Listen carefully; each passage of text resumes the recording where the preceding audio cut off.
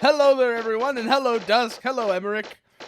Yeah, we don't do that here, Emmerich. You're here. You're committed. But welcome to Mega Man Legends. A game that... I don't know what it was that reminded me of this game. Actually, no, I do know what was reminding me of this game. That's bullshit. I know what reminded me of this game. Exactly. Exactly, Irving. There is no escape. But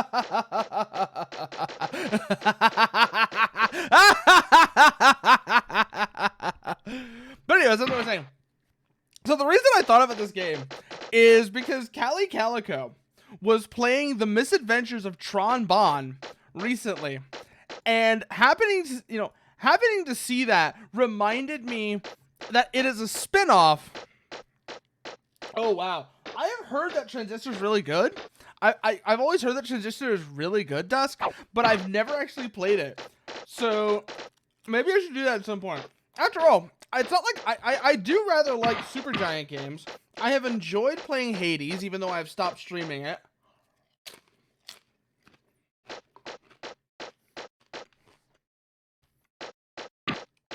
Like I said, I enjoy Supergiant games. That's not the problem at all. If anything, absolutely the case, Doc Irving. Actually, that reminds me, do you know why I stopped streaming Hades? It's because I suck at Hades. Because I can never finish a run. I always get to Elysium and die there. It's a lot like whenever I play Noita. I get to the Hisi base, and once I get to the Hisi base, I'm dead. I cannot, I hit a wall, and I can't get past it. And that is the same problem I have with Hades. I'm wondering how far along I'm gonna get in Transistor or something like that. Like, I'm definitely gonna have a look at it because, like you said, the soundtracks are amazing. Supergiant soundtracks are fantastic. Darren Korb does an amazing job with the soundtracks. With the Supergiant soundtracks. The fact that he's done that, and he was the voice of. The fact that he did that, and he was the voice of, what's his name? The guy who plays in Hades. Like, why can I not remember the name of the guy who plays Zagreus? The voice of Zagreus. Here we go. The voice of Zagreus, along with doing the soundtrack, just shows how wide of a range he has. Along with all of that, so he was the voice of Zagreus. He did the soundtracks for Hades, Bastion, and Transistor, all of which are excellent. All of which I've heard are like consistently excellent. Wait a second. Oh God. Should be a Reaver bot around there somewhere. Yes. I can see it. I can see it roll. This is one of the things that I always have to say was a bit annoying about the Legends games. I like Mega Man Legends, but when I first started playing this again recently, I was reminded of the fact that early game, it will stop you. The way it stops you early game like that, constantly, to tell you how the controls work. It's one of the things that, I don't know how many of y'all are familiar with Ego right Raptor. There. Yes. One of the things that Ego Raptor... Do you see a door? Yes, I see a door. It's not... But as I was saying, Ego Raptor did a really good point of like complaining how games will do that. They'll like take you out of the gameplay loop to tell you how the game works, as opposed to effective conveyance, which is something the Mega Man X series was very good at. But for all of its tendencies to do that, I do still like the Legends series. I still like Mega Man Legends. It has a very unique aesthetic, and the setting is really cool. It's definitely one that I would like to see come back. And of course, we can't get rid of it. We can't get rid of it, unfortunately, but oh well. It doesn't really keep going once we get through here. What? Target! Oh, got one. Get the next one. I want Star Force to come back. What Star Force actually does? I don't recognize that name. What is Star Force? I feel like I should know that name, but it's not ringing any bells. Also, what's got you concerned, Kogasa? Why are you being concerned? Why are you saying concerned, JPEG? What did I do? What did I do that's got you like? What's got you looking at me weird? Yes. Yeah, no. I really do wish there was a version of this game that had the English text and the Japanese dialogue, the Japanese voice lines. Because I'm not one of those annoying people who's all like, subs are always better, learn to read subs. That just makes you look like an elitist ass. But I actually did listen to a comparison between these two particular versions, and I have talked about how one of the big reasons why Japanese voice actors have more consistent quality is that they're paid better than their English counterparts. But yeah, no, the Japanese voiceover track for this game is significantly better. It's also why I'm doing a lot of the skipping, because exactly like you said, Kogasa, a lot of it is of worry. Yeah, pay and training. Yeah, pay and training. Because here's the thing: when you get paid more, you can afford to get more training, and when you have more training, you can afford and when you have more training, you can demand higher pay. Remember how Final Fantasy 14? That's the thing I love about Final Fantasy 14 is that it had a bunch of Shakespearean trained stage actors for its English voice cast. And now, and then somebody also brought up, because of that, they had to pay and respect their voice actors more than they otherwise would have. But as a result, they got a significantly better English dub.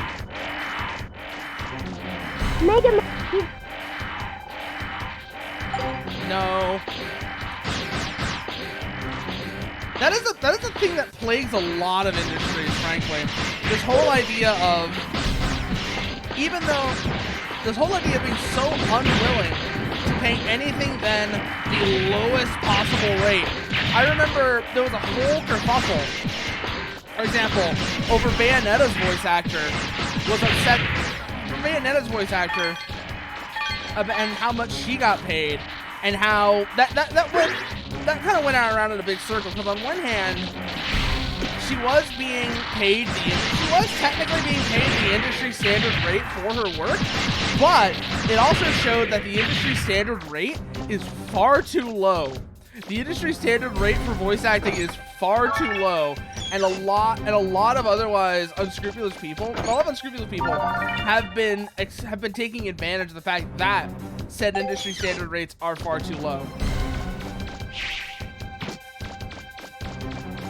And that also kind of feeds in. Now that also is one of the reasons why I always get annoyed at one of the constant narratives you'll always hear about English voice actors and how there's something that they're all just an incestuous nepotistic clique, which it's not entirely untrue, but it's kind of putting the cart before the horse, because only so many voice actors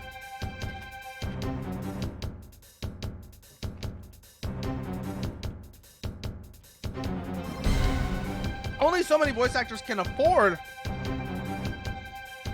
a greater level of training.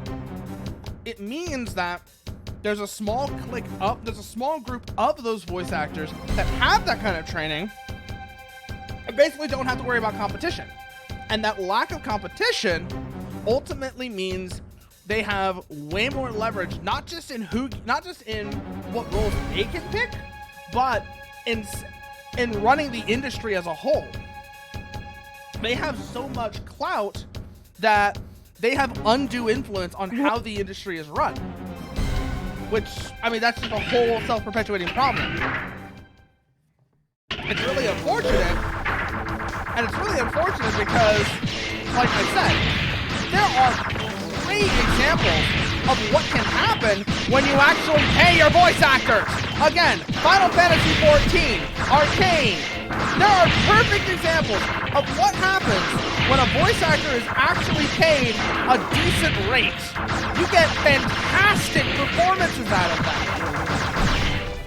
You can get a fantastic performance out of a voice actor by just paying them a decent rate.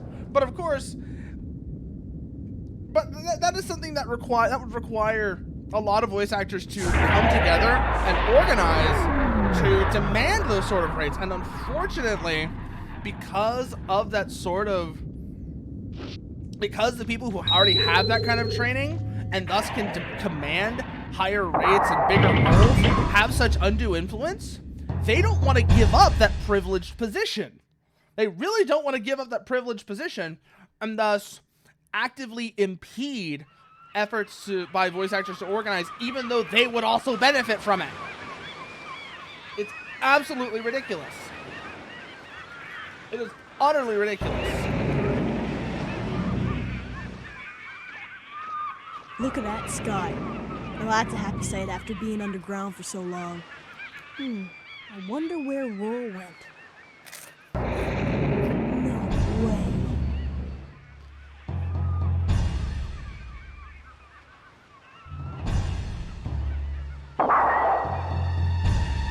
Back for more? Another thing I noticed, another thing I will say, with the difference between the English and Japanese voice dialogue in this, is that I guarantee in the Japanese one, they just call him Rock. They don't even call him Rock Man or anything, they just call him Rock.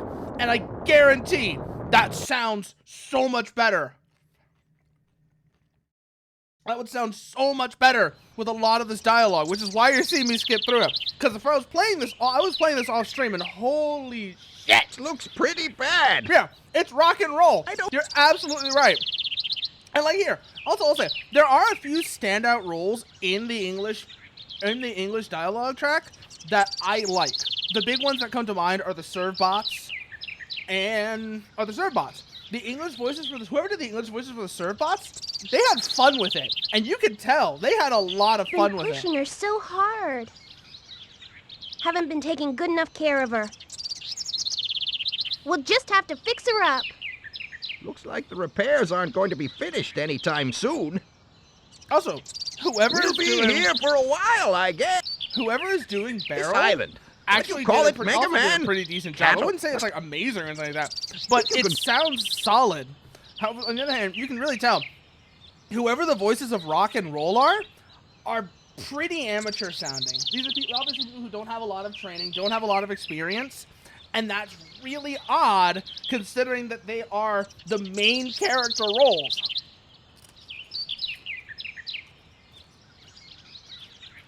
You would think those are the roles that you would want a more experienced and more trained actor for. But then again, I guess it comes back down to the thing of they would have had to pay a more experienced and more trained actor more. And they could get away with paying that kind of rate for a small bit part, but they would have had issues paying that kind of rate on a main character for the amount of work that a main character would require. And that's bullshit. That is absolute bullshit. That is considered an acceptable practice.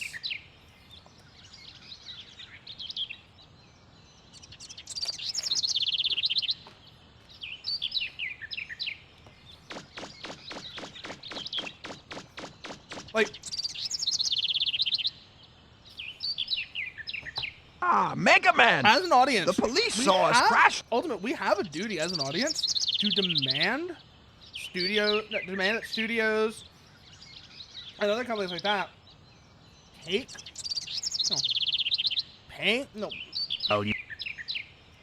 go to the effort to have well-trained and that they pay and respect. Oh, is there Kogasa? How does that one work? Because I know the Owlcat games are like a CRPG that a lot of people have been liking that I'm not. Yeah. I mean, another thing as well is like I'm making these complaints about underpaid voice actors and undertrained voice actors, but I am also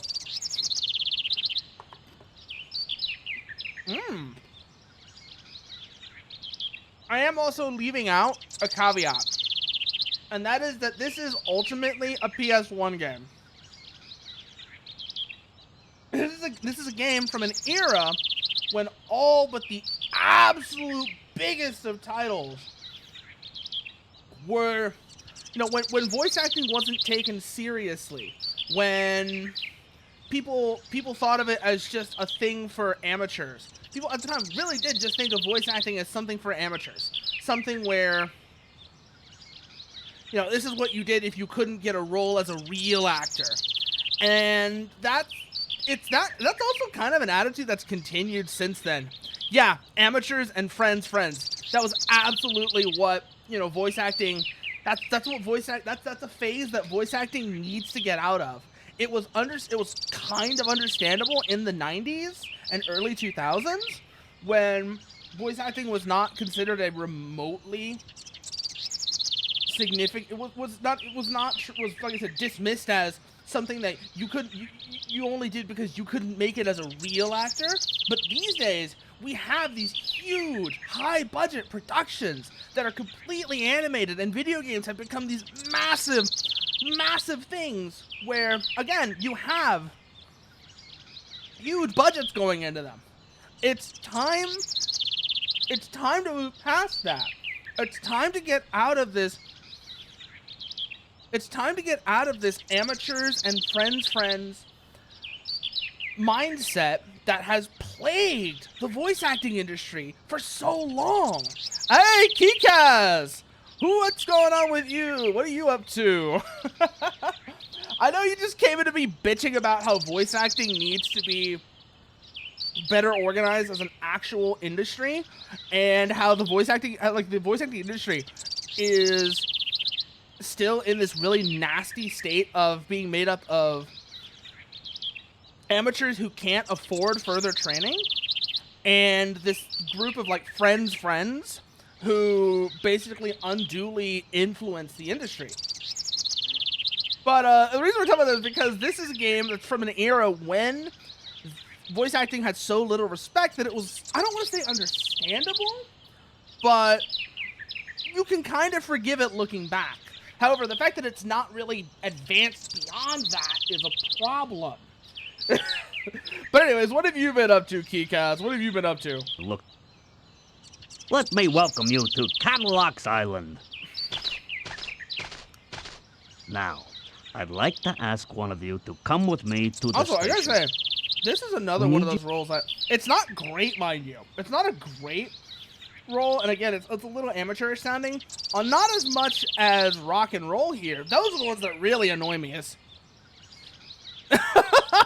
You gave this guy a French accent. You made him sound like Poirot. Is that what you are saying, Doc Irving? Ferngully and Aladdin screwed it. Ah! Oh no! What did they do? What did Ferngully and what did Disney? I don't know if they did Ferngully. I know they did Aladdin, obviously. More like Jean from Disco Elysium. Ah, I still need a. Here's the thing, Doc. Disco Elysium. Mega Man, you piece of shit. I don't know what Jean from Disco Elysium sounds like, so I'm kind of just improvising here. And again, all I can think of when I think of a French accent is either Poirot or Rui. I don't know if any of y'all know Rui the Big P, but Rui the Big P is she's another streamer I love. She's also very French. And she's also unhinged. Let me just get that out of the way. She's unhinged. But yeah, that's what I think of when I think of a French accent. So I'm kind of just defaulting back to that. I am kind of just defaulting back to the accent of Poirot from the Agatha Christie series. And it sounds terrible. I know it sounds absolutely terrible when I do it. But I can see where you would make that comparison as well. Yeah, no, the Agatha Christie Poirot series is amazing, Irving. The Agatha Christie Poirot series is amazing. It is probably one of the best examples to show how a detective series should be written, especially like an episodic one. Like an episodic detective series, Poirot is a great example of how to write one of those. Meanwhile, then you have Sherlock. And Sherlock is a great example of how not to write an episodic detective series. Or even not even episodic. It's how not to write a detective series. I despise Sherlock. There's an old green text post. I don't know if it's a green text. It's an old 4chan post I don't know if it was, I think it was on the TV board that did a great description of what is wrong with the way that Sherlock is written as a character. Let me go see if I can find it. Let me see if I can find it, because it's perfect. It is a perfect description of what is wrong with the writing of Sherlock. Here it is, I got it right here. Right here. It has smart characters written stupidly. Anton Chigurh from No Country for Old Men is a smartly written smart character. When Chigurh kills a hotel room full of 3 people, he books the room next door so he can examine it, finding which walls he can shoot through, where the light switch is, what sort of cover is there, etc. This is a smart thing to do because Chigurh is a smart person who is written by another smart person who understands how smart people think. Were Sherlock Holmes to kill a hotel room full of 3 people, he'd enter using a secret door in the hotel that he read about in a book 10 years ago. He'd throw peanuts at one guy, causing him to go into anaphylactic shock, as he had deduced from a dartboard with a picture of George Washington Carver on it pinned on the wall that the man had a severe peanut allergy. The second man would then kill himself, just according to plan, as Sherlock had earlier deduced that him and the first man were homosexual lovers who couldn't live without each other due to the faint scent of penis on each man's breath and a slight dilation of their pupils whenever they looked at each other. As for the third man, why, Sherlock didn't kill him at all. The third man removes his sunglasses and wig to reveal that he actually was Sherlock the entire time. But Sherlock just entered through the secret door and killed 2 people. How can there be 2 of him? The first Sherlock removes his mask to reveal he's actually Moriarty, attempting to frame Sherlock for 2 murders. Sherlock, however, anticipated this. The 2 dead men stand up. They're undercover police officers. It was all a ruse. But Sherlock, Moriarty cries, the police officer just blew his head off. Look at it. There's skull fragments on the wall. How is he fine now? How did you fake that? Sherlock just winks at the screen. The end. This is stupid because Sherlock is a smart person written by a stupid person to whom smart people are indistinguishable from wizards. That's what I'm gonna say. I hate Sherlock. I already want to vomit due to unrelated reasons. Unrelated my ass. Unrelated my ass, Irving. We all know, like, I understand entirely why that makes you want to vomit. I can understand entirely why that would make you want to vomit. You can't. Enter the city without one. Don't worry. Oh, It God. won't take very long. I gotta say, though, even though Well, it's not the accent that you thought of, well, it's that plus food poisoning. Oh, food poisoning is rough. I had food poisoning, I think, a year ago. Not a year. I had like food poisoning like a few months ago. It was bad. It came on suddenly too. I was having heartburn that day, and I was like, oh, this is bad. So I went, and what I did was, and this is how it started, by the way. I don't know if you ever had food poisoning come on this abruptly.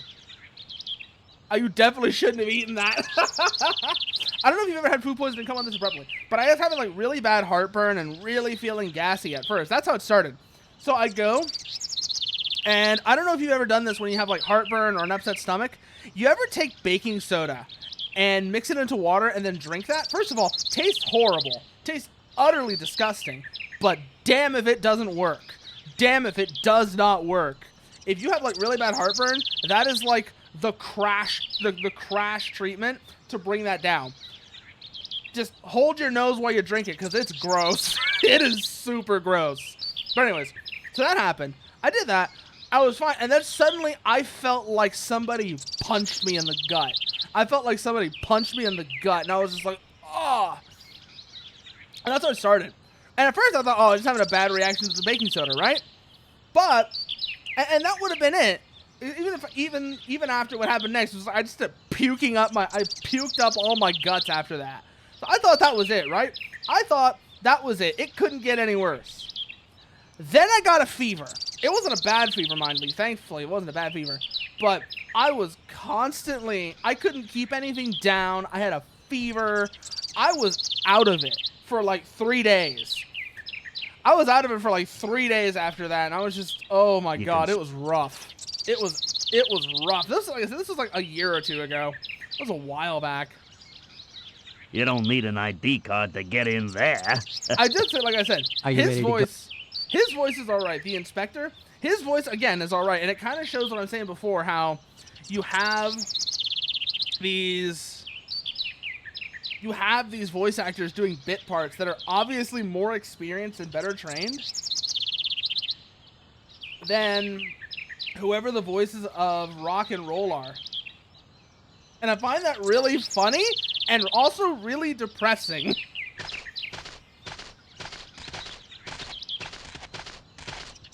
I find that really depressing as well.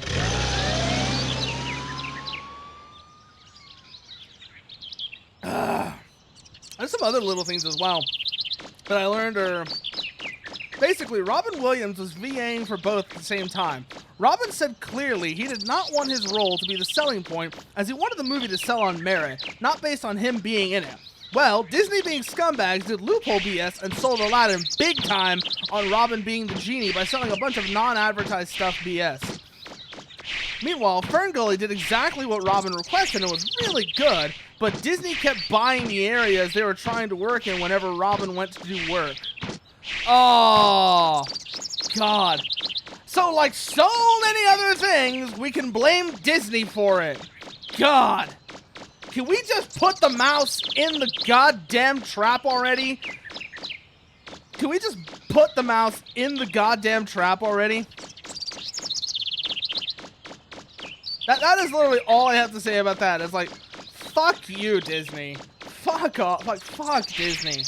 So much. I'm not even like a communist. Like, I'm not even like a I'm at most like a mild socialist. And the fact that I'm saying that is really indicative of just how scummy of a company Disney is. That really just shows how scummy of a company Disney is. Like, as hell, I wouldn't even consider myself a socialist or anything like that. Like, I use that term, but like, not really. That's not really fitting.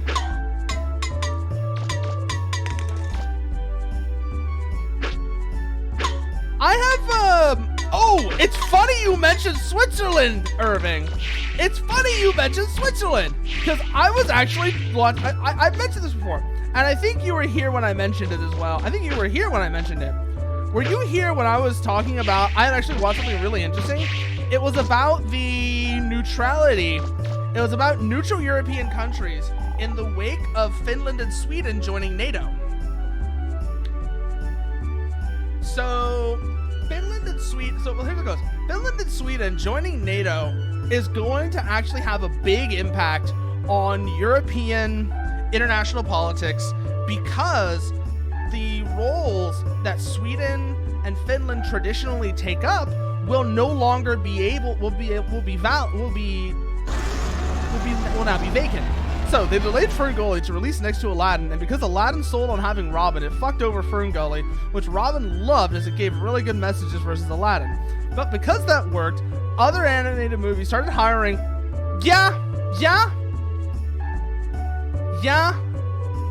fuck you, Disney, again, fuck you, Disney, Christ, what was I saying? Oh yeah, but so because Finland and Sweden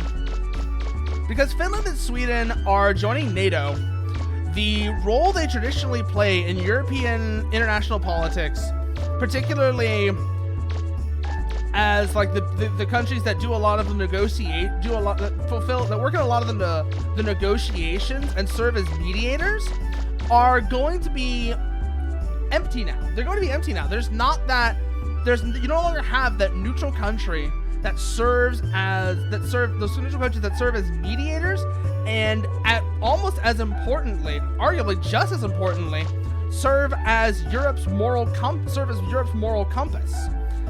In a particular case, Finland was the former. They were the great mediator of Europe.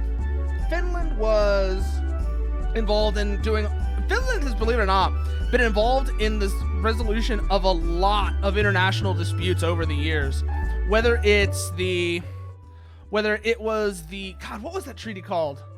What was the name of it called? Because I know the name of this, but I gotta remember. I knew the name of this the other day, but there's a particular treaty that the Finnish president Urho Kekkonen was involved in. What the hell was it called? Da-da-da-da-dum, da-da-dum, da-da-dum, da-da-dum.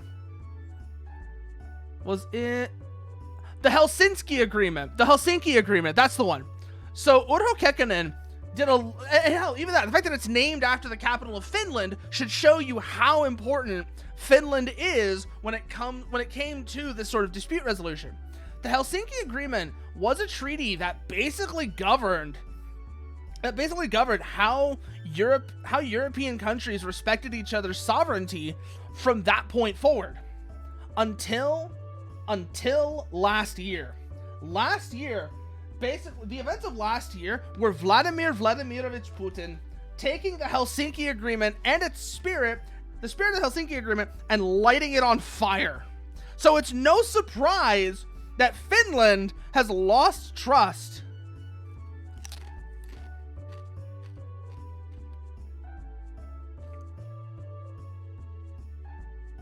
Yeah? Yeah, no. Fuck you, Disney. Fuck you, Disney.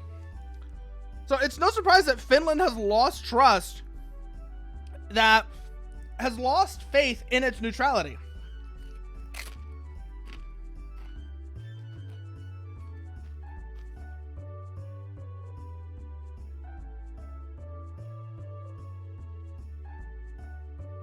And along with Sweden, so both Finland and Sweden have basically lost faith in their neutrality, being a guarantee, that they're basically lost faith in their neutrality.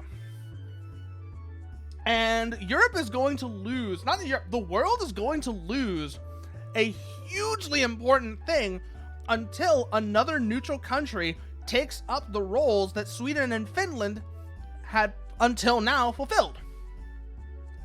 Unfortunately, at least two of the remaining neutral countries in Europe, Austria and Hungary, have shown no interest in taking up this role. Instead, they're practicing the same kind of neutrality that Switzerland practiced in the 1930s, where they saw neutrality as an opportunity to profit from other countries' wars. We all know at this point, we all know about the stereotype of the Swiss banker hoarding Nazi gold. Oh yeah, nowhere. Oh my god, so do I. That's the reason I played it. Actually, no, there's actually a little story behind me playing this. So I used to play this game whenever my cousins used to do a lot of robotics competitions when they were in high school. And I was super young at the time, but I went along to those with them because it was cool.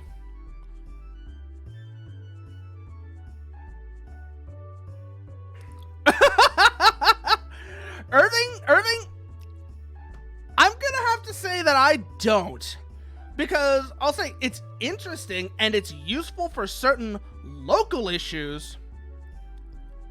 But anyways, it's funny that Switzerland had practiced that sort of neutrality in the 30s, because one of the countries that might take over the roles that Finland and Sweden fulfill currently might be Switzerland, because they've learned that lesson. They have learned that that sort of profiteering passive neutrality really means that people don't like you. It really means that people do not like you. And again, that is a lesson that Austria and Hungary are probably going to learn over the next 20 or 30 years. Parts for your ship? I'm sorry, but my husband's out on a dig right now. Oh my god! Yes, I did, Kikaz. Here's the thing. I used to play War Thunder. I quit before these recent events. But I am looking at what's happening with War Thunder right now, and I am laughing my ass off.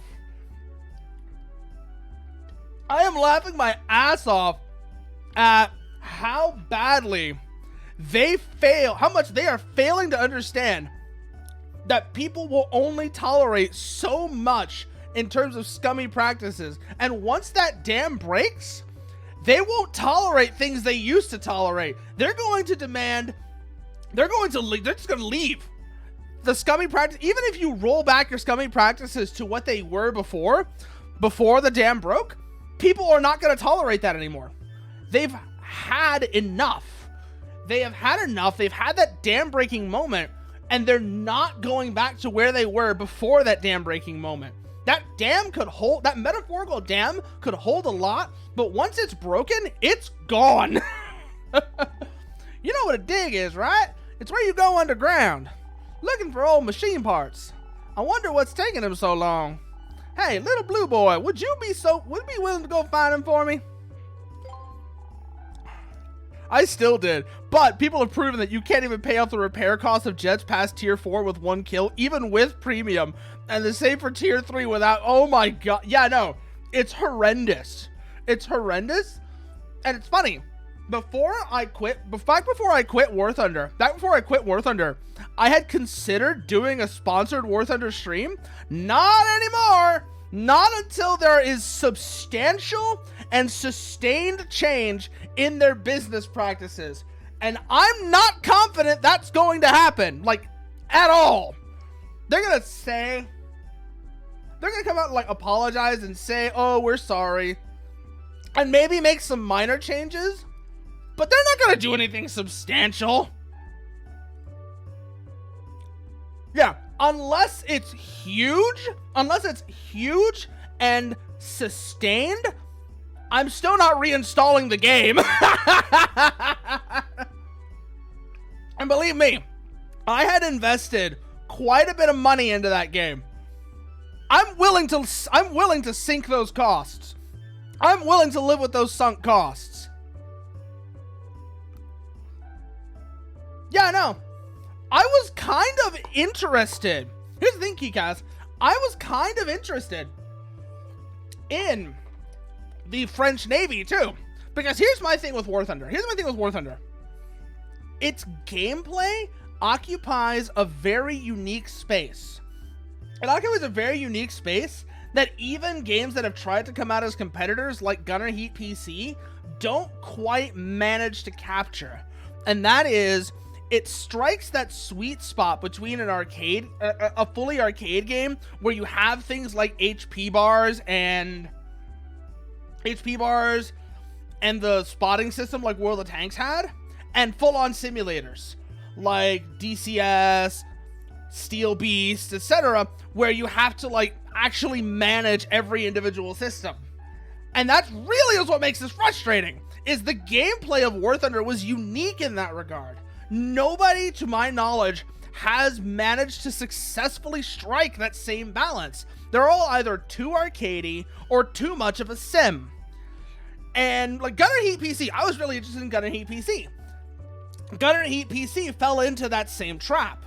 After a while, I don't know why they did, I don't know why they decided to do that. They leaned more towards that sim angle. It became too much of a sim, and I lost interest.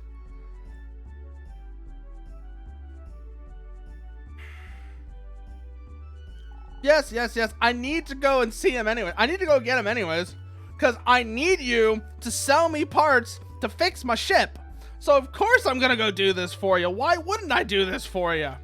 Anyways, now that we've done that, we can go out here, go through here, get her husband out of this ruined.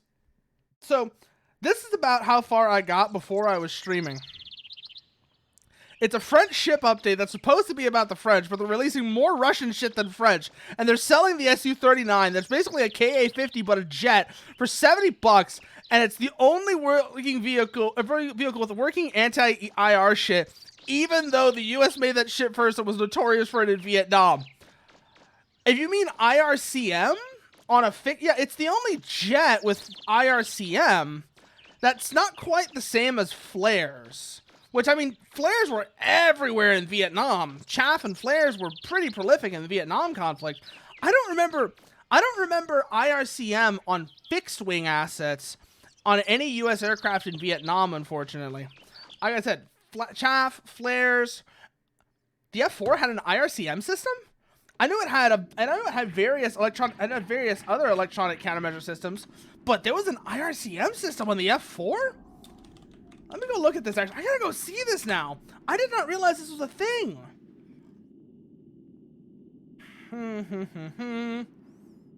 IRCM.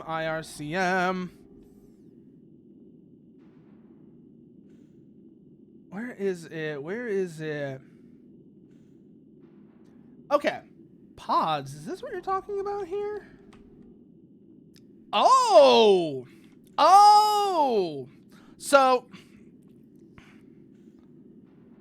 yeah, you're thinking of radar ECM probably. You are probably thinking of radar ECM pods, or more specifically, I know what you're thinking of. I know exactly what you're thinking of. You're thinking of the F4G and some other pods that were made for the... You're thinking of two aircraft. You're thinking of the F4G and the EA-6 Prowler, which did have significant ECM capabilities to suppress enemy radar, but did not specifically have any sort of IRCM outside of highly specialized, short-lived pods that weren't very successful.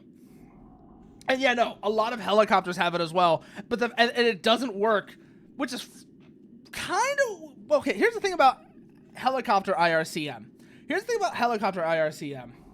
A lot of later manpads, so basically anything that's newer than a Stinger or an Igla, uses what's called a dual band ultraviolet photocontrast seeker. And the ultraviolet photocontrast seeker does a really good job of rejecting the IRCM signal and allowing the missile to track despite that. Now, air-to-air missiles, especially older ones, don't have that excuse. So if a Sidewinder can still lock onto an Apache, or a Strela, an older manpads, or an older air-to-air missile can defeat IRCM, that's insane. That's ridiculous. And does not make any sense at all. But yeah, no. There's actually a lot of development that work into counter... Not exactly, Keycast. I know the device you're talking about. It's often referred to as a hot brick jammer. On the Apache. There's a specific designation for it. Let me see if I can find it. Infrared countermeasures. Where is it? The ALQ 144. This is the thing you're talking about. I know the thing you're talking about. It's called the ANALQ 144. And it's often, like I said, often referred to as a hot brick jammer. This is the one you're talking about. Let me show you. Let me just show you, because I think I know this is the one you're talking about. Where's my damn browser capture at? There it is. This is the one you're talking about, right here. I do know about this one. This is called a hot brick jammer. This does not work against radar. Let's get that out of the way right now. This has no effect against radar. And as for infrared guided missiles, like I said, if it's newer, if it's like a Stinger, an Igla, or newer, these don't really work. These really don't work against any manpads that's newer than a Stinger or an Igla. Camera... Wait, are you talking about Durkham? That's extremely new.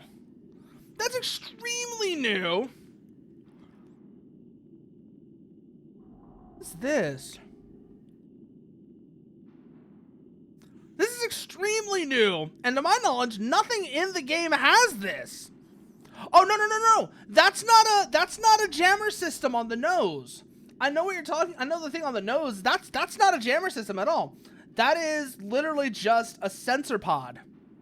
No, it's a sensor pod. That is just how the Apache sees things. That does not actually have a directional IRCM system. That doesn't have a directional IRCM system, which is what this is, in case you're wondering. Now, these are very interesting. Now that you've got me talking about these are super interesting. So, the older style hot brick jammer worked by basically disrupting the flashing IR signal that the missile would use to actually spot targets. But these work off of an entirely different principle, because these work off the principle you're thinking of. Again, it only works against infrared missiles. It does nothing to radar-guided missiles. But what these do is they literally fire an infrared laser into the sensor, into the front of the missile, to blind the seeker. Like, it's literally a super high-tech version of shining a laser in somebody's eye. It's a laser dazzler. And they work really well if they can spot the missile and engage it. They're not a guarantee, but if they can spot the missile and engage the missile, these systems actually work really well because, like I said, you're basically doing the electronic equivalent of shining a laser in someone's eye. The missile can't see anything, and that allows you to perform the necessary evasive maneuvers. But the older style hot brick jammers are only really effective against older missiles. So weirdly enough, the AH-64's IRCM system being kind of fucky wasn't all that inaccurate. And I'm pretty sure that whatever the Su-39's got is going to be pretty similar as well. Only really good against old